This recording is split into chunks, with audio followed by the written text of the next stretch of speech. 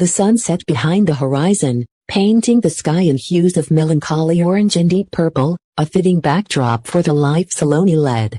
She had been the pride of her household once, a girl whose laughter was like music, whose grace could turn heads in the busiest marketplaces, and whose dreams were as vast as the sky itself. But life, in its unpredictable cruelty, had orchestrated a symphony of sorrows for her, a series of events that would strip her of everything she held dear, her status, her comfort, and eventually, the very people she called her own. It began with the loss that broke her world in two, the death of her husband. He was her anchor, her protector, and her greatest confidant. When he left, it felt as though the oxygen had been sucked out of the room, leaving her gasping for breath in a world that suddenly felt vast, cold, and immensely lonely. The silence that followed his departure was deafening, amplified by the whispers and judgment of those who were meant to support her. Her in-laws, once warm and welcoming, turned cold as winter. They viewed her not as a mourning widow, but as a burden, a mouth to feed that provided no sustenance. The taunts began as subtle remarks, whispers in the hallways that grew into cruel declarations, casting her out emotionally long before she was physically displaced. She was accused of being ill-fated, the shadow that had brought darkness upon their family, a label that stung more than any physical blow. Seeking refuge, Saloni turned to her childhood home, believing that the love of her parents and siblings would be her sanctuary. But fate had different plans. Her parents, bound by social pressures and the crushing weight of societal judgment, treated her with a distance that was agonizing to behold.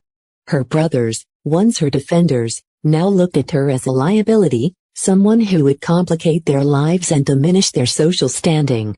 The feeling of being unwanted in the house where she had taken her first steps, where she had learned to dream, was a betrayal that pierced deeper than the loss of her husband.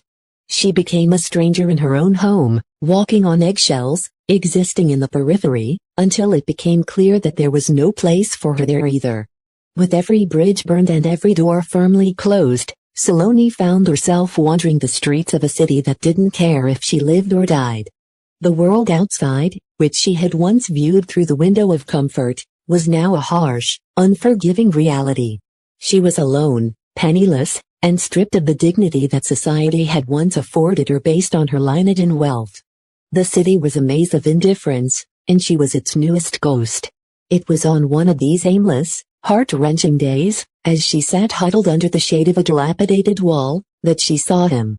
He was a man whose clothes were tattered and stained with the grime of the streets, his face etched with the weariness of 1,000 struggles. He was a beggar, someone the world walked past without a second glance, or perhaps with a look of disdain. Yet, there was something in his eyes that arrested her attention, a depth, a clarity that stood in stark contrast to the hollow gazes of the people she had encountered in her own life. As the days turned into weeks, she began to notice his actions.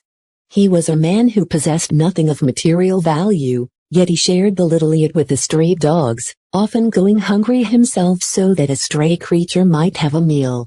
He helped the elderly cross the busy, chaotic roads, and he spent his evenings sitting with those who were even more downtrodden than he, listening to their stories with a patience that was profoundly kind. He was poor, yet his heart was an empire of compassion. One rainy evening, as the sky wept along with her, Saloni found herself unable to move, shivering in the cold. It was this beggar who approached her, not with the predatory intent of the world, but with a piece of dry bread and a tattered blanket. He didn't ask her for her story, he didn't judge her for her presence on the street. He simply offered what he had, a gesture of humanity that felt like a lifeline. For the first time in months, Saloni felt seen, not as a widow, not as a burden, but as a human being worthy of care. Over time, their bond deepened. He became her protector in a world that had been anything but kind to her. He taught her that true poverty was not the absence of money, but the absence of love, empathy, and integrity. He showed her that the richest man is not the one with the most gold, but the one who can give the most of himself, even when he has nothing. As she spent more time with him, she realized that the people she had known in her former life, the people who had judged her and abandoned her, were the truly poor ones. They were poor in spirit, poor in kindness, and utterly destitute of the love that gives life its meaning. The beggar, whom she had initially pitied, became her teacher, her guide through the darkest valley of her existence. He carried the scars of his own past, yet he wore them as badges of resilience, not as reasons to grow bitter. He walked with a limp, a testament to a struggle he never spoke about, yet he moved with a dignity that put the wealthy elite to shame. Saloni found herself choosing this life, a life on the streets with him, over returning to the suffocating confines of her past. She had discovered a profound freedom in losing everything, for it was only when she was stripped of all illusions that she could see the truth of humanity. The world often asks why she would choose a beggar over the comforts she was used to, but those who ask have never known the warmth of a genuine soul. They have never known the peace that comes from being with someone who values your existence more than your status. Her journey was not one of falling, but of rising above the expectations and the labels of a society that had failed to see her heart. In the quiet moments by the roadside, amidst the noise of the city, she found a love that was pure, a love that demanded nothing and gave everything.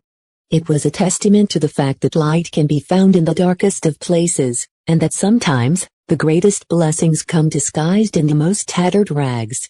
Her story became a whisper on the wind, a tale told to those who had forgotten the power of kindness, a reminder that the human heart, no matter how broken, can still find a home in another, regardless of what the world thinks or says. She was, in the end, no longer just a woman who had lost everything, but a woman who had found the only thing that truly mattered, a reason to believe in humanity again.